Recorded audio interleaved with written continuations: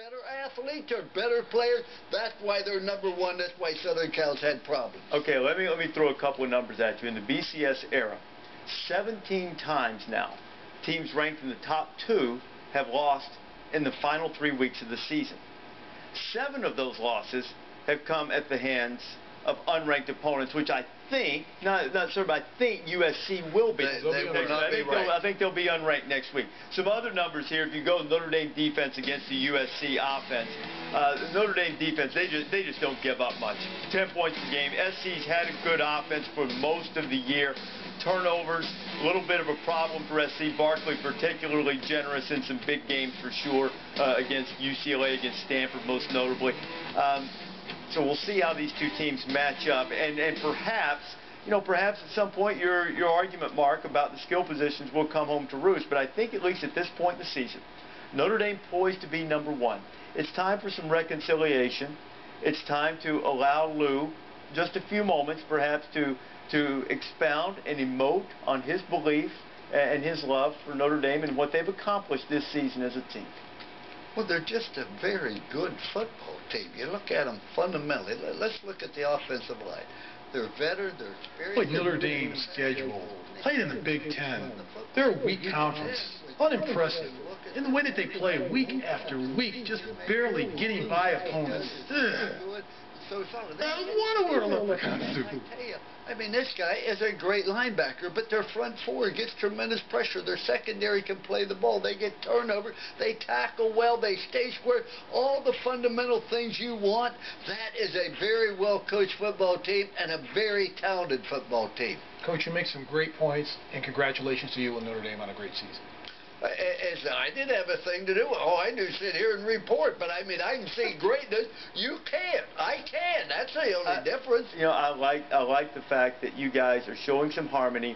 Only one more obstacle to climb for Notre Dame to make it to the championship game, and only one more obstacle to climb before we see a 6'6", 240-pound Hall of Famer in a Leprechaun suit. Oh, I tell you what, once he puts it on, he'll feel that magic that Notre Dame has.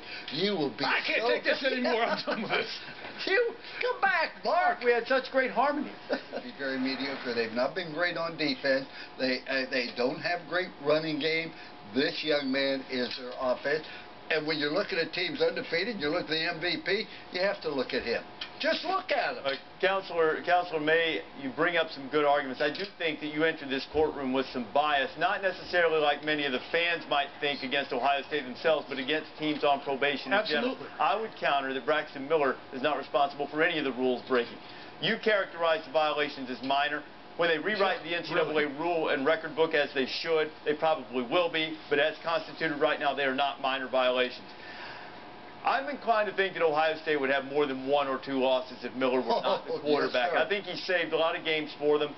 I understand your arguments, but I'm ruling in favor of Counselor Holt. I just think he deserves to be considered just because they're undefeated. No, what? The primary reason. Well, let me say, why don't we just put Everett Golson there? What do you do all afternoon? Do you watch the games on Saturday? Shows that he is the primary reason for undefeated. Outstanding, the most outstanding player in the nation. That's what you have to consider. He's not one of the most outstanding players in the nation. You got one overturned. Fight the team across the field. Show them behind there. Come on, join me, Mark. Stop. Hit the door and see how they fall. Never. Come on, Mark. Come back and join me. This is a great song. You'll love it.